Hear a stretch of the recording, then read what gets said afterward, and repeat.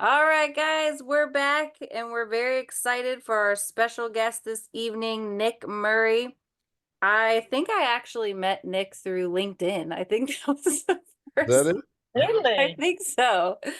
Um, but he has a really interesting story about his own mental health stuff that led him down the path of a whole nonprofit, Mind Muscle Pro. I'm really excited to get the backstory on how all of that got started for you. And of course, we have Julie with us as well today. You want to say hi, Hello. Julie? All right. So, first question, just out the gate here. What was it that was going on with you mental health wise, if you don't mind sharing? I mean, that led to starting a nonprofit? Or just your history? Because I know there was a piece of that that kind of went kind of extreme, shall we say. Yeah, I had a great deal of struggle as a young person. Lots of anxiety, a lot of worry about things that I don't think most young people worry about. Um, and I didn't have a bad environment. I wasn't in a place, I was in a place with a lot of love, but internally I had a lot of struggles, and it progressed as I got older. And by the time I was a teenager, I was very, I had pretty severe depression and anxiety. And, it eventually evolved into suicide attempts and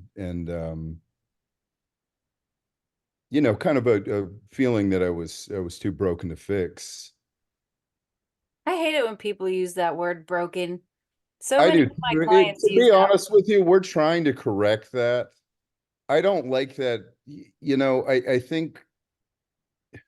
I don't think any of us are broken. I think we're growing. And, you know, I've been reminded about that by a lot of people have said that to me, where they're like, this broke, because people are like, I'm broken, but I'm not like, stop. Like, if you experience bad things in life, it's normal to react to it. Like, you'd be broken if you didn't react to it. I went to a therapist one time that um she talked about PTSD and how she didn't like that it was called disorder. She's Mm. like, I just call it post-traumatic stress. She said, you have a disorder if you don't react in a negative way to this crazy stuff. And I really like that. But yeah, I was in a place where I didn't have any answers, and I didn't know what to do, and I was desperate. And being a teenager sucks anyway. You got a Mm. lot of emotion, and you couple that with low self-esteem and anxiety. I guess more than an average teenager. And again, it evolved into something that I was trying to escape. And you know, I ended up in psychiatric hospitals, and that too kind of, the word broken comes up because they kind of make you feel like you're broken. I was told many times, you need to take this medication or you'll never survive, you'll never get through life. And putting that into a young person's head who's already looking for answers, I wasn't a fan of the mental health field then. Oh, I can't blame you for that. At least my experience with it. And you know I went through a lot of self-medicating. I had some years of addiction and rehab stints and legal trouble, which I think is common, with synonymous with mental health. People that are feeling bad or looking for an escape from that feeling, and when you find that escape, I you remember when I started get my out. first job at a rehab, my boss said, I think everybody has addictions. And at the time, I was like, I can't believe she would say that. But the longer I've been in the field and the more I've observed of life, I definitely think that, maybe not uh to the same extent that somebody who ends up in rehab may have, but I definitely think that people have vices and people have their go-to comforts that aren't good for them, you know?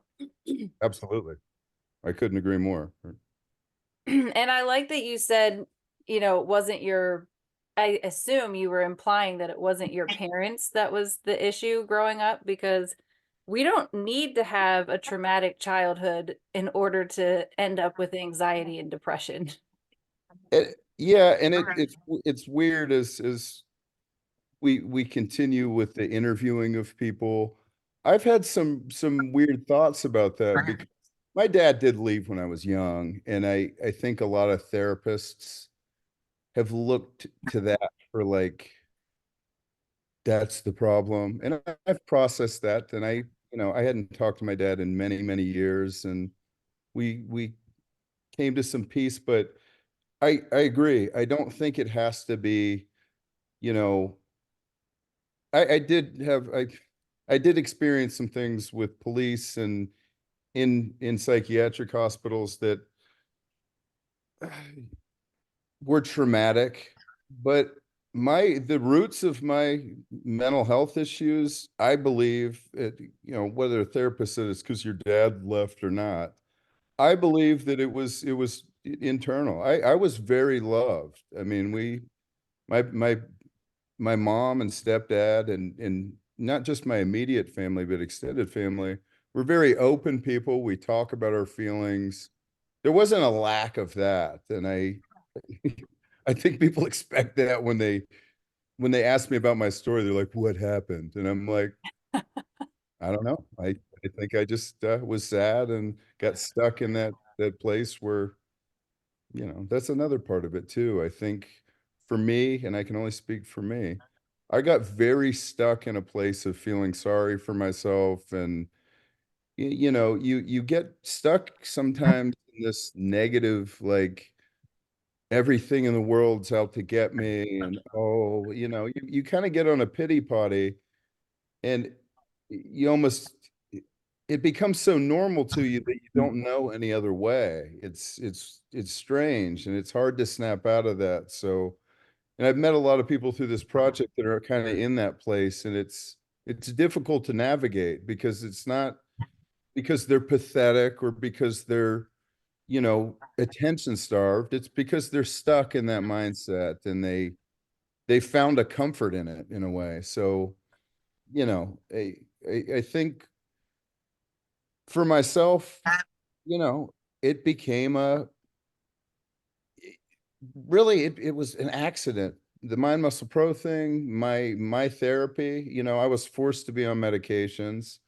I was forced to go to conventional therapy. And fortunately, I stumbled upon the gym by accident. I mean, it was a vanity thing for me. I was like, It was a vanity thing. in weight. It was. I mean, I just was gaining weight, and I started going to the gym, and I tell people this all the time, and I don't think that they really appreciate how serious I am. It saved my life. I was very much, even after psychiatric hospitals over and over, I found a way to not get put back in there because I had some really bad experiences but if it I don't wasn't recommend for it, just so you know. I I don't know everybody's experience, but the people that I know that have been in those facilities, I mean, there was barbed wire around it. We were Oh, locked wow. down, and I was I've been in several different psychiatric hospitals, but I was in a state mental hospital, and it was run like a prison in a lot of ways. And I've been in jail, and I've been in regional jail, and I'm not saying that it's the same. I'm not saying like if you have a choice to go to jail or a psychiatric hospital, choose jail. But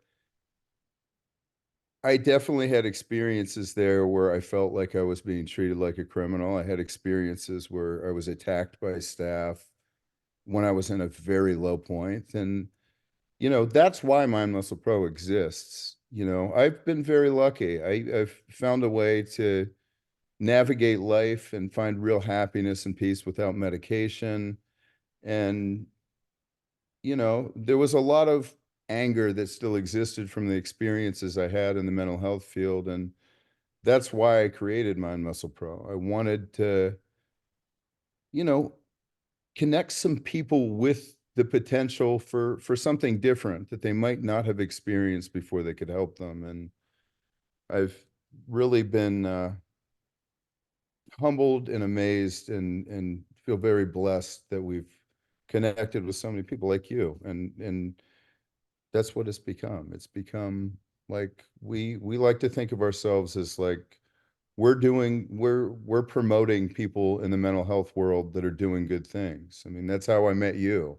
Yeah. You you and honestly, we're fairly picky at this point. It used to be like anybody could call us and we're like, "You want us to come into your business?" Yeah. Now it's we've talked to many spas that are similar to yours, at least as far as what they offer.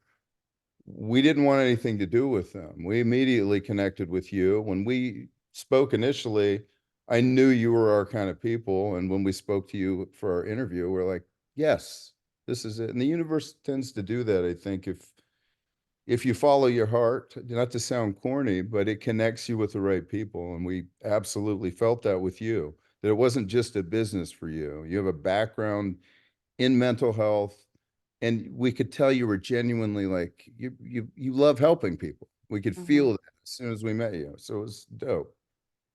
Thank you. Um, yeah, I totally agree with what you're saying about impatient.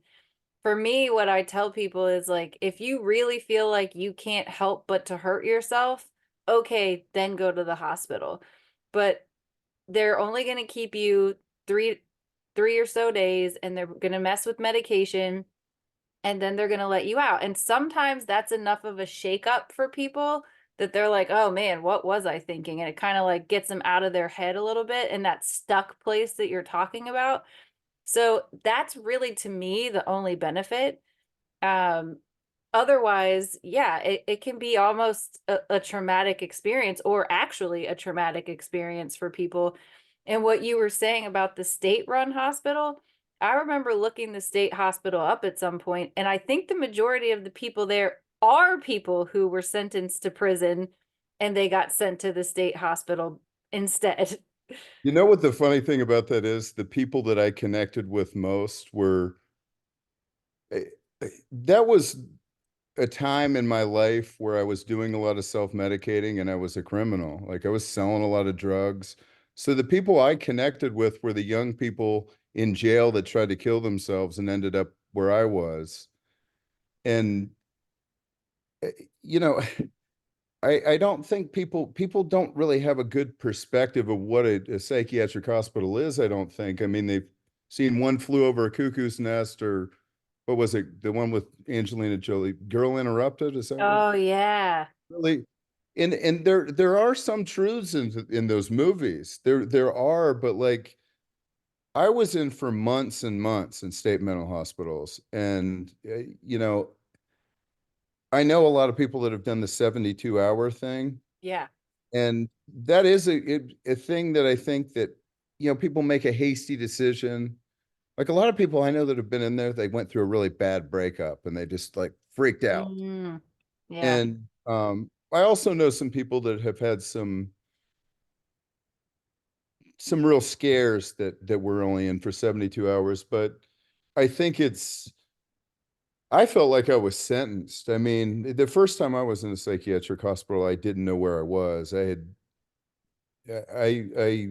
thought I found my answer with street drugs because it did give me some relief, and my addiction of it progressed to a place where I didn't eat or sleep, and I was the first time I was put in a psychiatric hospital had nothing to do with. I mean, it was about you know putting myself in a position where I could die. I was so malnourished, and I had quit eating, and it's weird to talk about this shit because I have a really good life, and it's like I It always feels like like to. it wasn't you, huh? It really does, and that's the kind of person that we're trying to help is those people that are in a place like that that are you know, feeling lost and feeling like there is no hope because look, man, it was I was dirty and homeless and out of my mind at one point in my life. And I have a really beautiful life now. So it's I and I remember know one of my clients telling me once that after so many years clean, he would start thinking to himself like, "Do I really have an addiction? Is it really that bad?" And he's like, and then I have to remind myself that I was homeless in the streets with no shoes, like looking for food because I had nothing to eat, like that's how bad it got. And but it doesn't after that memory sort of like you get a distance from it, that memory kind of like fades out and it's like, that wasn't really me, right? yeah, it does feel like that. Like when I don't do as many podcasts now, but when I talk about this stuff, it's a strange feeling because you're like, it's so far removed from that kind of life. And But the also addiction because thing is weird too, because I don't feel like, I don't tell people that I don't ever like, I can't remember the last time I drank, but I don't not drink. I don't consider myself an addict. As crazy as that sounds, my self-medication, that was my addiction. And I've been court ordered to Narcotics Anonymous, Alcoholics Anonymous. I've been court ordered to rehab several times. I've been in jail. Obviously, I've been in psychiatric hospitals. My issue and the reason that I had addiction problems was my mental health. I was instead of addressing the roots of things, I was numbing the shit out of them. And I often compare that there's some parallels to that in regular medication. And I'm Yeah. not telling people to dump all their medication out. I'm not in a position to do that, but I will say that though if you don't address the roots of those problems, I don't care if you're doing street drugs or if you're um, taking something that your doctor gave you, if you're just numbing rather than addressing, those problems will still exist when that bottle is empty. It just will. And I think that a lot of those medications were meant for crisis situations, and a lot of people get on them. I hate saying this because I feel like I sound like a mean person, but a lot of people are lazy.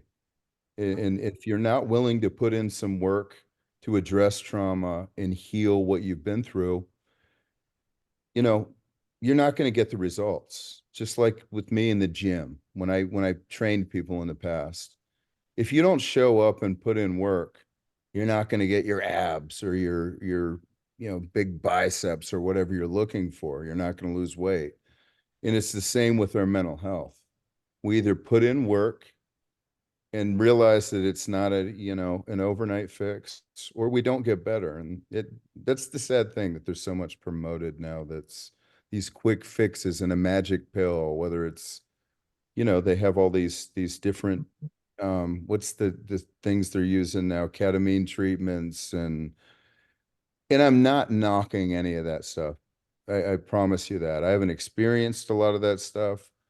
But I will say that I don't believe that there's any pill or any substance that does anything like what doing inner work and connecting with what the roots of the issue are. Man, I but am rambling tonight. You're I okay. drink coffee late, so I'm like, we love I it. apologize. Julie, No, you we were on the moon a little bit ago, and now you're gone completely. Yeah, it's because my battery is dying and I didn't want to be like, oh, and I'm trying to find a charger and I'm not in a place that has a charger. So I'm like, so I'm trying to reduce all my power on my phone so I could be here as long as I can. Oh, Wow. Well, what were you're you not gonna getting a ask, chance to Julie? talk anyway. Like I'm just like, blah. No, I loved it. I actually really loved it. And you brought up certain things. I'm like, oh, that's so true. Because when people, cause I grew up with like some childhood trauma and I always think it's because of that story. And since you said it might not even have a story, And I was like, that's true. It might be because of that. It might not be because of that. It might be over other things. So in reality, it's like it could, you don't have to have a story to in your head so you could justify your mental health or something. It's sometimes sometimes it just happens. So I thought that was a really good point you made. Well, thank you. And I love that you said justify, because we don't need to justify what we're feeling. And I felt weird because I've interviewed people that have been raped and beaten and gone through things that make the worst part of my story look like a good day. And it made me feel strange a little bit. Like, I'm like, God, are you just a fucking baby? Like, Oh. what did you experience some stuff, but everybody, and I think that's another thing that we need to recognize, is that everybody has some trauma in their life. Everybody experiences really rough things. This life is not easy. And it's we don't have to have some defining moment to say I'm really sad and I'm struggling. We can have human emotion and it can be over something huge or something that we can't even define, and it doesn't matter. So I'm glad you said Yeah. justify, because it's a And good word yeah, and for it. also on top of that, it's like who actually is subject to judge whether or not something is big or not, right? So what if to me something felt really, really bad, but to someone else they're like, Psh, that's a cakewalk. But just to that person, if it's hard for that person, it's hard. That's it. We going back to justifying. We don't have to justify that my childhood trauma is better than your childhood trauma, or like whatever it is. It's just how you felt about it, and if it's not defined as, it doesn't have to be defined. There you go. And I think that was such a aha moment when you were talking, and I was like, oh, that just helped. It actually helped relieve me a little bit as you were sharing that. So thank you for that.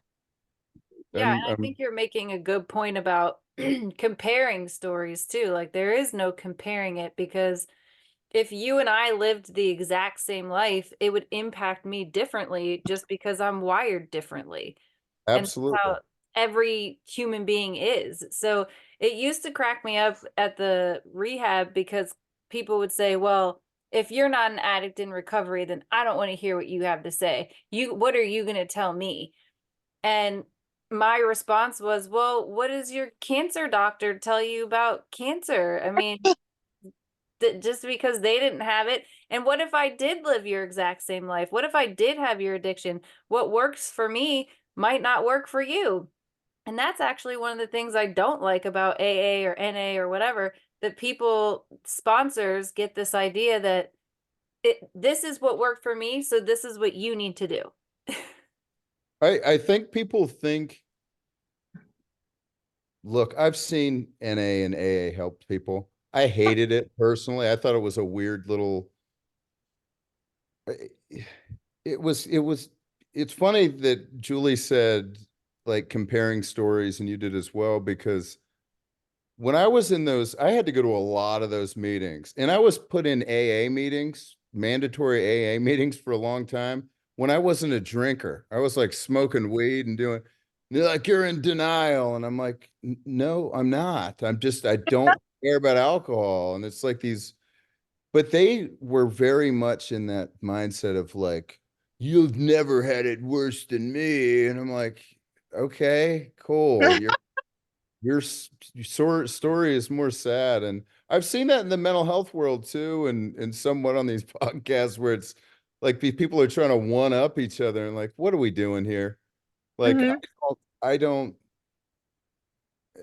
it's weird a little bit. And I think that, I mean, some of that is, I don't know what it is. It's just like, My pain's always the worst.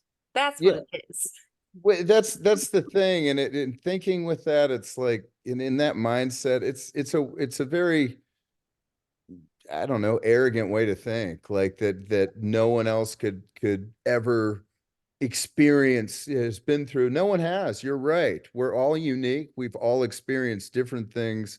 We've had different reactions to them, but it shouldn't be a pissing match ever when it comes to mental health or addiction or any of that stuff. And I kind of like when people ask me about my story because I did spend a lot of time in psychiatric hospitals and rehabs, and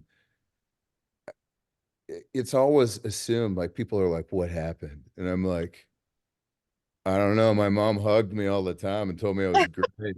Uh, so it's always a funny reaction for people that have no idea what my backstory is. Like they assume I don't know what they assume. And Do, I'm not minimizing things that I did experience. I did have some rough times, but we all have. I mean, it's do you think it comes down to just like not just comparing, but like there's a sense of I deserve this or entitled, not entitlement, but like yeah, maybe entitlement, but in all realms, right? Because when I went to like sometimes I go to networking events or something, and it ends up being like a big dick contest, you know? It's like who cares how successful your company is? Who cares that we're here to what are we here for? You know what I mean? Are we here to just meet people and have a good time and who you know what I mean? All this stuff. So I think it's something that's braggable. Do you think it's something like that? So it's like, oh, so then you feel more special, then you feel more, I don't know.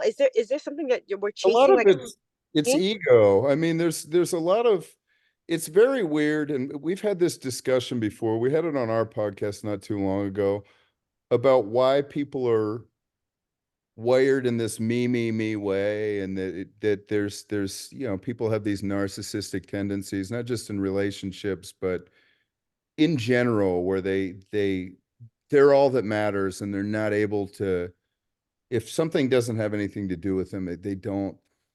And I don't think that's because people are all terrible. I think the reason that that's happened, some of it's social media, and yeah. you know, some people are ignored, and some people are getting all this love for, we used to always joke like, hey, we could post a sexy picture and a million people are like, yeah, and where we could post something with some actual substance and meaning, and no one gave a shit. But I think a lot of the reason that people are wired in this me way isn't because they're bad. It's because they don't get support from people. And Mm, it's turned them into this, when no one pays attention to you for long enough, when your friends don't listen to your, like, you have an amazing business, right? mm-hmm. It's something that, yeah. And Ah, Alicia. Me or Julie, because Julie has well, a business too. well, It's both of Alicia. you then. What happens when it's awesome, and the people in your life should be excited as shit about it. And I don't know if this is your experience, but when I started this nonprofit, we weren't even asking for money. I was just, there were a lot of people that I love very dearly, family and friends. I don't give a shit about the social media part. I don't care if somebody's like, oh, I liked your stuff. I'm talking about people acknowledging what you do. I had a lot of people that I really care about that didn't even acknowledge. They didn't say, "Oh my God, you went through all that stuff and you started a nonprofit." They completely ignored it, and it broke my heart in a lot of ways. And I think that that's what's happened to a lot of people in society is they've got so used to people not giving a shit about them that they've had to give a shit about them and just say, "Fuck yeah, look at me." And it's one of the things that we really pride ourselves on in this project in our group is that we try to lift others. We really believe in that. We rise by lifting others. And I'll live my life in that way till the day I die. And there are some people that are going to just piss me off because they don't reciprocate. But you still have to, I think a lot of people need that love. They need that, they just need somebody to say, hey, what are you working on? We're actually starting our free virtual classes again. We have 22 volunteers. We're so excited because Oh, we couldn't do it on our own. Like we tried, and it was like we could do a couple classes a week, and it'd be like two people in one class, no people in, because we couldn't fill in all these time gaps. But one of the things we're doing, I'm going to do my personal training thing, and Cheyenne's going to do her dance therapy. We have yoga coaches, we have breathwork coaches, we have some people that are going to be a support group for people with addiction. You name it. We've got people that have volunteered all over. But one of the groups that we're going to do twice a month is just it's called, this sounds corny as shit. A couple people told me, but I don't care. It's called Dream Chasers. And Cheyenne and I are just gonna do a twice a month. We're gonna meet with people in Google Meet and talk about their dreams or their businesses and what they're doing. And you know, I'm gonna do a lot of listening, believe it or not, with this ramble I'm on tonight on this caffeine rush. But that's helped me tremendously. When somebody sat down and when I first had ideas for Mind Muscle Pro and they said, "Tell me about it." God, did I need that shit? And no one had ever paid any, it wouldn't exist today if somebody hadn't said, "What do you really want to do?" And I think that's a huge thing for our mental health, that we have people that give a shit about what we're saying. And it's hard too. We're all fucked up. Our attention spans are fucked. I mean, we're like, I put my phone over there when I do podcasts, so I'm not like, oh, I gotta look at ESPN and see what the score of a game about is. It's terrible. That's why I like traveling to other countries, because my internet doesn't work. When I was in Europe, like nothing, Jamaica, nothing. I'm like, this is amazing. Like I'm like out in nature and talking to people, and because it's shitty. It really is. Yeah, Anyway, and It's a I'm black gonna your shut hole. story, up for a minute. yeah, Jesus. yeah, It's like your the most story reminds me of, long-winded shit ever. What is it? no, I was gonna say your story reminds me of a friend. She's a second grade teacher, and her one of her students, she says, screams for attention and was like, she's like, why does he want attention? Even when he's mad or sad or happy, he wants to be right next to her. She's like, what? So then, as the school year goes on, she's learning he's one of five kids. She's a only child. She's a single mother. So she works like 16 hours a day, so she's not with them and they're kind of left kind of on their own, so he gets zero attention. So when he gets attention from his mom, from the teacher, he's like the bet he just does the craziest things to get the attention. Like he at recess, he's the one screaming and doing cartwheels in the middle of like someone's handball court, or like stuff like that. So I'm like, that it, like when you don't get it, you're just screaming for it. It's human nature. Absolutely. And when it starts, I went through several relationships where it was like, I guess, and I think people use the term narcissist so often, and it's not always the case. But I dated some people with tendencies towards that. So I really started exploring it. Like somebody first sent me a book called Attached, which is just about attachment types. And it really helped me to understand myself better and the kind of relationships that are going to be harder for me to manage. But one of the things that I read, because I've met a lot of people that are, I'm not going to say narcissistic, I'm going to say selfish or self-absorbed. And a lot of that doesn't, it's not like this, they were inherently evil or shitty. It stems from childhood where like there's several different reasons, but one of them is just being ignored. And they had to, it's like how their brain copes. They create this life that it's about them because it never was. And it was very interesting to me. And it made me feel better about some people that I felt like were really shitty to me. And like, I don't want to be around them still, don't get me wrong, but it is good to kind of explore the reason people are the way they are. Like I'm fucked up in all kinds of ways, and I'm, in my 40s now, and I'm discovering why. And it's makes it easier to address them too if we're able to explore like why, you know, I'll give you one example. I can never stop like working. I'm go, go, go, go, go, go. And I was talking to a therapist about it, and she's like, that's because you're avoiding the issues. And I'm like, what does that mean? I'm like, should I quit being productive? And she's like, you do need to slow down and like address some shit. You need to take a breath. She's like, do you go outside? And I'm like, yeah, oh, fucking sad. What do you mean? And but it was really a good conversation because I started to incorporate some things where I don't just get up and drink a bunch of coffee and like go. I go sit out by my pool. I never get in my fucking pool. I hate it, but I go sit out by my pool. I watch the sunrise. I go put my feet in the grass. I do some meditating. I don't look at my phone at 7 in the morning. Like, I and it's really helped me. And again, like the more we real figure out why we're the way we are, the more we can grow and not fix what's broken because we're not fucking broken. Thank you for saying that earlier. But we continue to grow if we look at there's a lot of that weird stuff that stems from when we were little teenies. Like, Yeah. why do I feel that way? So I think a lot of why we struggle is just because we're human. And if you think about the way that humans are wired, we're wired for survival. We're not wired to be elevated and to think, about our thoughts or any of that jazz. And we're wired to protect ourselves. Our bodies are wired to protect us.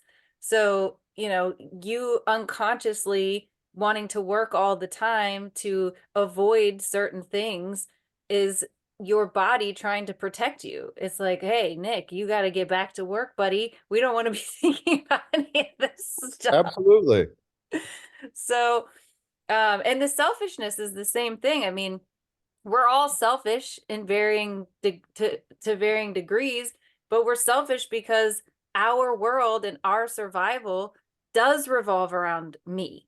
Like I have to think about what I need to do every day. I need to think about how I need to maneuver my car so I don't get in a car accident. You know what I mean? Like I'm just trying to survive, and that's everybody. So if you have everybody thinking about me all the time and our world is just revolving around me, then we start to have a lot of problems. And I think that's something that we see in our culture very clearly. The other thing I wanted to say was we have to think about epigenetics. So, we can inherit talent, we can inherit fears, we can inherit trauma. So, one of the researchers, I think it was a guy in Italy who ended up discovering epigenetics. But one of the cases that he was looking at was people who had survived the Holocaust. And the people who survived the Holocaust, would you say? What I'm so sorry to cut you. What is epigenetics before you continue? Because this is interesting, but unbelievably foreign. Okay. So epigenetics is like basically inheriting things. And what they found is that if you experience something that's really impactful to you, it can change your DNA. So your DNA Oh can then, shit. yeah. I've heard of this. Maybe Uh, you told somebody told, but I'm sorry, continue. This is So super interesting. yeah, it's super interesting. So, people who experienced the Holocaust, their grandchildren will often show signs of trauma, even though they didn't experience the Holocaust themselves.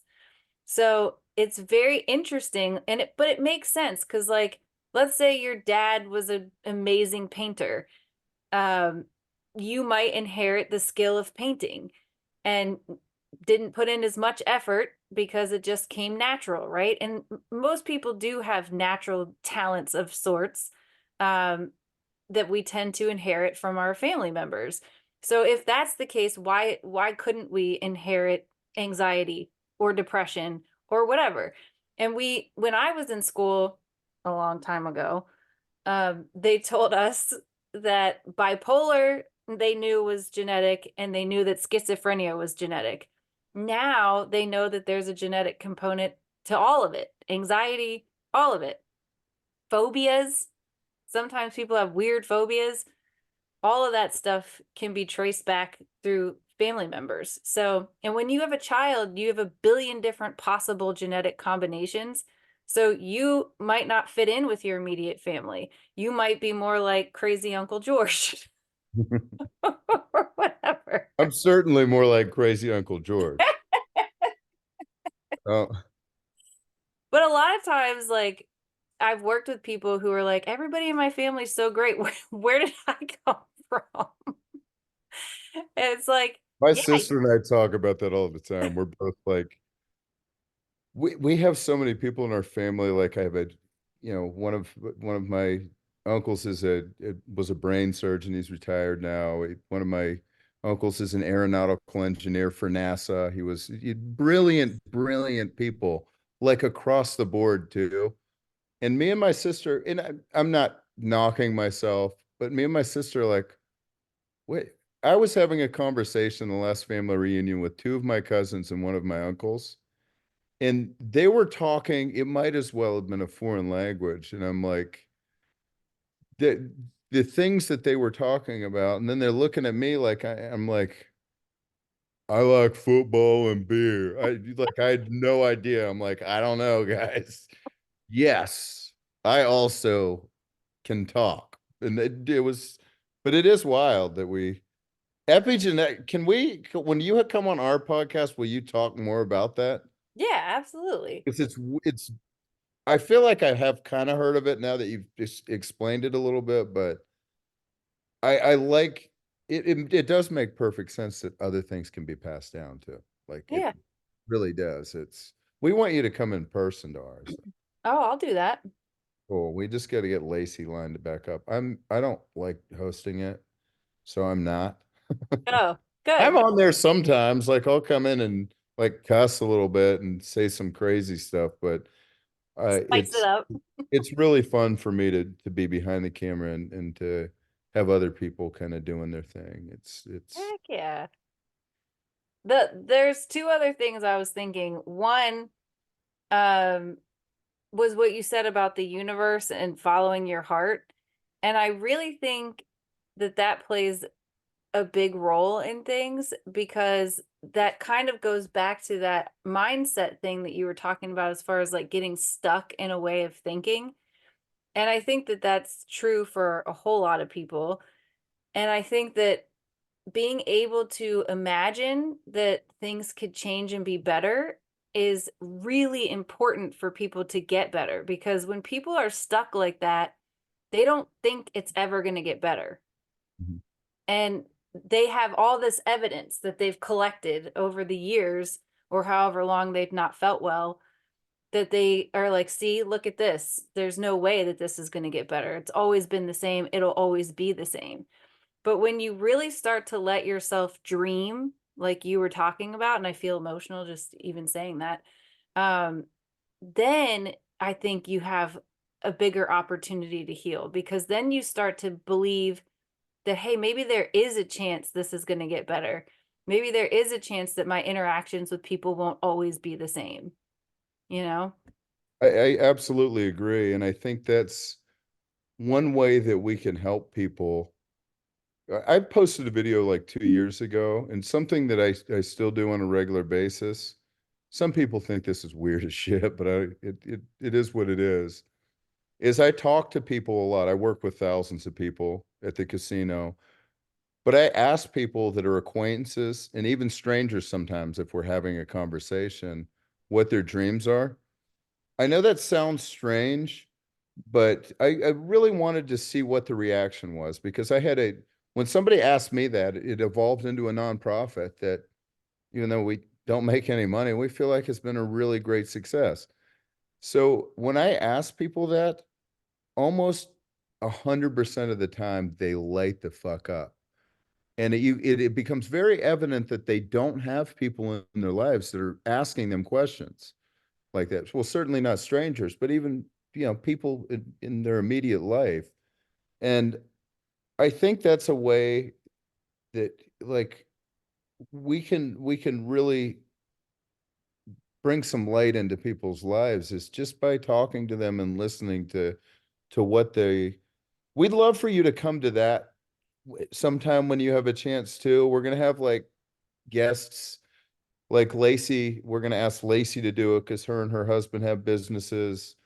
And it's not just going to be people that are trying to start a business, but people that are thinking about doing a podcast or putting their music out or any of that stuff. And it would be great to get people like yourself that have dreamed some dreams and made them come into reality, because when people see that and they also hear that, it is possible that somebody didn't just walk up to you and say, You want a business? Here you go. Like that's what is in your background? Is that comic books? What is that? Yeah. This is Sebastian's toy room. Oh, I remember seeing videos. He's got like all kinds of awesome stuff, doesn't he? Yeah, he does. He's actually in the Mine process was of absolutely there. remodeling this room. Oh, So it looks dope right now from where you're at. that's what we're all about is being dope. Um, Ask my son if people still say dope because I really like that word. And he goes, no one says anything you say. Thanks, man. He's a super sweet person too, but he oh, action was just yeah, I couldn't stop laughing at him. I'm like, that's thanks, fantastic. brother. I'm wearing jogging pants again today when we go out. Sorry. I look like a slob, I've realized. I don't unless I'm like at a formal event. I literally am in gym clothes forever now. I love it. Good for you. My client and I were talking today about how I am not the most professional. And I had this guy ask me once, "Do you have a dress code? Like, what is your dress code here?" And I was like, "It's whatever the fuck I feel like wearing." Yes, that's how it should be. Well, your place is just yeah, there's like this euphoric feeling as soon as you walk in. So it should be that. It should be relaxed and I that energy is the energy that I want and the kind of place you have. It's awesome. It should be Which, like this. speaking of energy, I think that's another thing about the stuck thing, because I think when you are stuck in a negative mindset, you tend to attract more negative shit. And Absolutely. And negative people. yeah, And there's a lot to be said. There were a lot of years in my life that I look back on now, and the people I was around were very negative, pessimistic, like they weren't shitty. They were just negative energy. And it all like it's cool how it works backwards though, because like when you're in that mindset of like, woe is me, like all you can see is the negatives. Like your brain doesn't even show you like that, like I have all of this awesome stuff. It just says all this shitty stuff gets amplified. But when you get out of that and you're in that positive mindset and around cool people, like the opposite happens. Like you're like, holy shit, look at all this fucking beautiful shit. And the shitty things are like, oh fuck, that's yeah, that's shitty, but whatever. Who cares? Like it's I yeah. really try to practice gratitude and mindfulness and all that jazz. And so I was driving to work this morning and I was listening to some positive shit because that's what I try to do when I can. And I was noticing that the trees were so beautiful and the sky looked so beautiful. And I was like, God, this is so great. I'm so lucky to live here and be able to pass the ocean and the palm trees and all this stuff. And it's such a beautiful day. And it's like that all the time. I just don't always Yeah. say it. We gotta remind ourselves sometimes, I think. It's good to I like think we have to be check really in once in intentional a about while. it. Yeah, you do, because it's easy to get like I get that way all the time where I'm just like, yeah, I mean it's there is some monotony and like there's some things that yeah, if we like actually make a conscious effort to like just going outside in the morning has really helped me. And a therapist suggested that, and somebody at my job did too. A guy I don't even know very well. I was just like, I get into this place and I feel like shit immediately. And he Mm. goes, try just sitting outside for 10 minutes at least in the morning before you do anything else. And it's just that, like just looking at like my backyard and my pool that I kind of resent and don't use. It's still like it's I'm a psychopath in a lot of ways. Like I'm so go go go that like when I do slow down, like and I'm just like I see all kinds of positive, beautiful things, and I literally have to write post-it notes like slow the fuck down, dude, because it's not. Well, that's how it was when I was there with you guys. Like when I got to get in your bubble, whatever, it was so cool because it helped the process. Like I didn't really have to make much effort. I just laid in there and there's this little cool music playing and I'm like seeing colors and it was awesome. So thank you again for that. We're Oh, yeah. That's big the whole fans point of of that your thing. yeah, Help it's people super naturally fun. get to that meditative state because it's like you said, a lot of wellness is work. And so I want to make it as easy as possible for people to feel better. So if I can stick you in the float tank and put on some good music for you and that helps give you relief, that's amazing. You guys hit so many different angles there too. We really do want to do more stuff with you in the future. We had to really slow down. I had somewhat of I don't want to call it a breakdown, but I kind of hit a wall. I work a lot of hours and there's been some frustration with grant writing and I think I didn't anticipate ever making a bunch of money. I mean, initially there was no thought of money when it came to this project at all, but um we thought we'd get some government support for some of the things that we're doing. Because we work very hard at what we do. And anyway, I've hemorrhaged a lot of money, which I was happy to do, but I got to the point where it was just like our schedule was just, I mean, we like this is I don't know if you can see that, but Oh my God. we have double It's a sided. giant whiteboard. Well, we have both sides of those are covered with people. I'm also somebody that really likes to include people, and it makes me feel good and about what we're doing when we can, connect with people and, collaborate on different things. And anyway, I've committed to so many people, and I mean that's the reason I haven't been on your podcast because we've just been over fucking whelmed, and I got to a point where we canceled all of our interviews, and we really have just focused on the free virtual classes and the volunteer stuff. And God, I feel better. I needed to. Like we had so many businesses, and we were like, we can't say no. People are reaching out, and the cool thing is when we canceled with a bunch of people, there were a lot of businesses. Like it's always a really good feeling. Like I used to walk into places and say, "Hey, can I interview you?" And they'd be like, "What the no, like you're a weirdo." And now we have people that are like reaching out constantly, which is a really good feeling, but we committed to a lot of people. And after we canceled and told people we'd reschedule with them, we looked at some of them and they're not people we connect with at all. Mm.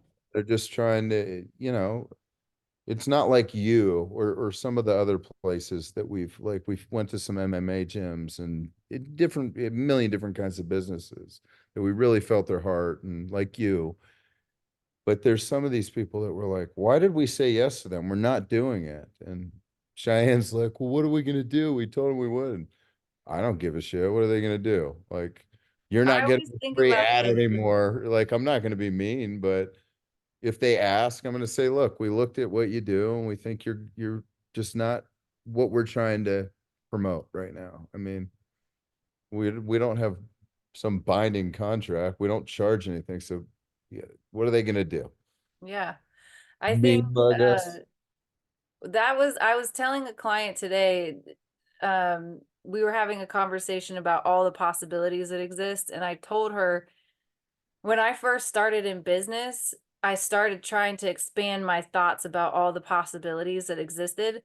And eventually I just got overwhelmed because I was like, oh my God, there's so many things you can do and so many directions you can go. And so you do have to be clear with yourself on what your mission is and what aligns with what you're trying to do and stick with that. Because otherwise, yeah, we can get pulled in so many directions. Absolutely.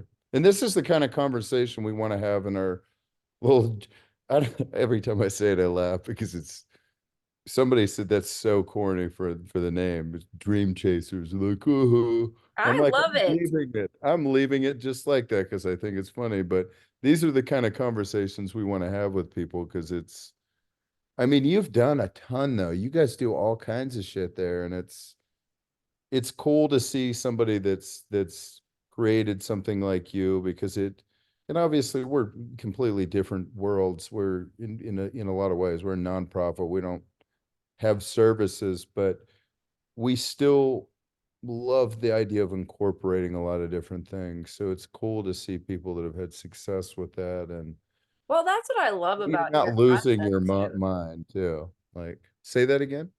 I was saying that's what I love about your concept too, is that you're not saying, hey, the gym worked for me, the gym will work for you too. You're saying, find your thing that works for you and let me help you find it by offering all these options for you. Yeah, And I think that's so cool. And I do think that there's something for everyone. And I think that there are answers. I think there's answers to every problem. I don't know all the answers, but I think they're out there somewhere. yeah, I think the more we explore, the more there's potential to find something for somebody and for ourselves. Like the float tank is something when we know we'll get some more funding at some point. It's something that I'll do on a regular basis one day. It's I do cold plunge, that ice thing. Oh, You've done yeah, it yeah. too. I do that with a men's group, I like love that. periodically. I do too, and like I've done both. I've done with women and men, and I love women. I'm not like, but it's cool. I'm around a lot of women in general, and I love them. Don't think that I'm knocking women, but I'm also around a lot of dudes in the mental health world that are amazing, beautiful people, but they're very, I'm more masculine than a lot of them. And it's not an issue. That's great. I love them just the same. But the cool thing about those cold plunges is just like, it's a bunch of dudes like me that are just guys and also being vulnerable. And like the coolest thing about it is when we're, the guy that leads the group just kind of initiates conversation and asks us things, and there's all these real guys like spilling their guts and talking, and it's like you feel so fucking, but those are the kind of things that with this project I'm finding my own healing stuff that I'm incorporating, and I tell people it's helped me, I think, more than anybody we've connected with or helped. We call it therapy. We have like these we're doing one in California. We have like these wellness retreats that are putting us up for free now. Oh, that's so cool. Like promote it. And it's like this stuff that I love. It's real hippy dippy. Like they say that too. The woman we talked to the other day, she's like, we're hippies, but we're awesome. And like I love hippies. We're they have outdoor sleeping domes and like it's so the kind of stuff we want to connect with. So it's Yeah, that's so cool. All right. Well, I guess we kind of covered all the grounds I wanted to cover. Was there anything else you felt like you needed to share? we just want you to come hang out with us over here. I can't wait to come hang out. We have our own little studio. I mean, it's makeshift studio, but we would love to have you over. And the cool thing about Lacey is she's really much better at guiding conversation than me. Like I'm obviously tonight I was very rambly, but you'll love Lacey. She's just a kind person, very optimistic, high energy. And I think it would, I don't know if I'll sit in with that one. I won't say much if I do, but there's a lot that we really want to explore with you because you're not a typical wellness place owner. Like with your background and your education, it's something that we'd really like to pick your brain about a number of things and kind of expand on some of the things we talked about today. So that would be Okay, cool.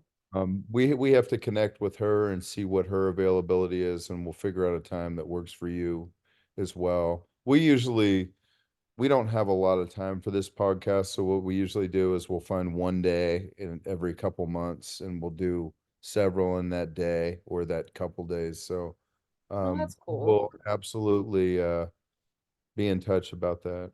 We also What is your podcast called? Is it called Mind Muscle Pro? it's either called it's yeah, I think it might be called the Mind Muscle Pro Pod. There's a link in our there's a link tree. Okay. I didn't even know what that was. Cheyenne put it on there. And she's like, just tell him to click on the link tree. And I'm like, I have no idea. She's like, it's the thing on our social media that you click and it has all the, yeah, it's we don't have much on there yet. We've and there's a few that it was I'm on some of them where we're just kind of introducing what we're talking about. I've been pretty embarrassed on some of them because I wanted there to be some conversation about some things that really triggered me, past relationships, psychiatric hospitals, medication. So like we posted something recently and I reluctantly did because I'm just like, fuck this. And I'm like, Jesus. People probably think I'm just a fucking moron, but um it is, well, I will say that, and I don't anticipate, you take it anywhere you want to, but we're really raw. It's very adult themed. We don't advertise it to anybody else, so there will be some Never bothers me. they'll dig a little. I didn't think it would. Like we're not intentionally trying to be brash. We're still trying to keep it classy. I'm the only one that sounds like shit on there because I'm like fucking narcissist. I'm like, God, my mom called me. She's like, yeah, listen to the new episode. You're who raised you? And I'm like, That's she's funny. like, I really liked it, but can you not cuss every other word? I'm like, sorry, mom. Anyway, Sorry, yeah, Mom. Oh, that's we'll connect hilarious. with. Oh yeah, we have kind of a. I'm glad I remember this the last second. We have some pictures with you. Oh, We're kind of lacking in content right now. Um, you always have events. Can you yeah. send me some of the stuff that we could promote with a picture with you for whatever, so we can put Yeah. in all the info about the event? Because we're again we try to stay kind of consistent. We've been very lucky with social media where we get some good engagement because we have three people that bounce around on that page.